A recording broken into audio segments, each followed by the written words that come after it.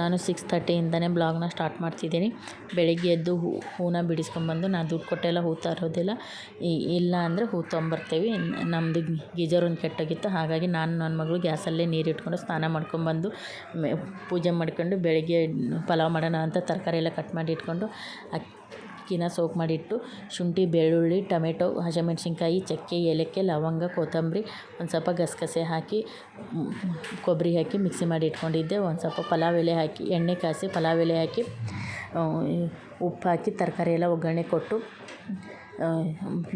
ರುಬ್ಬಿರೋ ಮಸಾಲೆ ಹಾಕಿ ಅಕ್ಕಿ ಹಾಕಿ ಅದಕ್ಕೆ ಅಳತೆ ತಕ್ಕಂತೆ ನೀರು ಹಾಕಿ ಲಿಡ್ ಕ್ಲೋಸ್ ಮಾಡಿ 3 ವಿಸಿಲ್ ಕೂಗಿಸ್ಕೊಂಡ್ರೆ ಪಲಾವ್ ರೆಡಿಯಾಗಿತ್ತು. ಮೊಸರು ಬಜ್ಜಿ ಮಾಡ್ಕೊಳ್ಳೋಣ ಅಂತ ಮೊಸರು, ನೀರು, ಉಪ್ಪು ಹಾಕಿ ಮತ್ತು ಟೊಮೆಟೊ, ಕೊತ್ತಂಬರಿ, ಕರಿಬೇವು ಹಾಕಿ ಈರುಳ್ಳಿ ಹಾಕಿ ಮಿಕ್ಸ್ ಮಾಡಿದರೆ ಮೊಸರು ಬಜ್ಜಿ ರೆಡಿ. ನಾ ಪಲಾವ್ ತಿನ್ನೋದಿಲ್ಲ, ಚಪಾತಿ ಮಾಡ್ಕೊಂಡಿದ್ದೆ. ಸಾಯಂಕಾಲ ಮೊಟ್ಟೆ ಮಸಾಲ ಮಾಡ್ಕೊಳ್ಳೋಣ ಅಂತ ರೆಡಿ ಮಾಡ್ಕೊತಾ ಇದ್ದೀನಿ. ಶುಂಠಿ, ಬೆಳ್ಳುಳ್ಳಿ, ಟೊಮೆಟೊ, ಕೊತ್ತಂಬರಿ ಹಾಕಿ ಪೇಸ್ಟ್ ಮಾಡಿ ಇಟ್ಕೊಂಡು ಪಕ್ಕಕ್ಕಿಟ್ಟು ನಾನು ಈರುಳ್ಳಿ ಕಟ್ ಮಾಡ್ಕೊತಾ ಇದ್ದೀನಿ.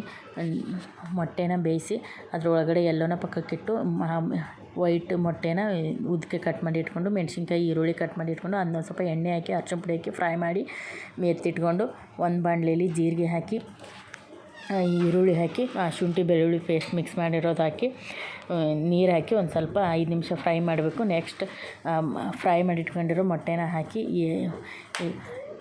ಮೊಟ್ಟೆ ಎಲ್ಲೋನ ಸೈಡ್ಗೆ ಎತ್ತಿಟ್ಕೊಂಡಿರೋದು ಹಾಕಿ ಖಾರ ಪುಡಿ ಎಲ್ಲ ಹಾಕಿ ಅಂದರೆ ರೆಡಿ ಆಗುತ್ತೆ. ಮೇಲೊಂದು ಸ್ವಲ್ಪ ಕೊತ್ತಂಬರಿ ಹಾಕಬೇಕು. ನಾನು ಚಪಾತಿ ಮಾಡ್ಕೊಂಡಿದ್ದೆ. Thank you.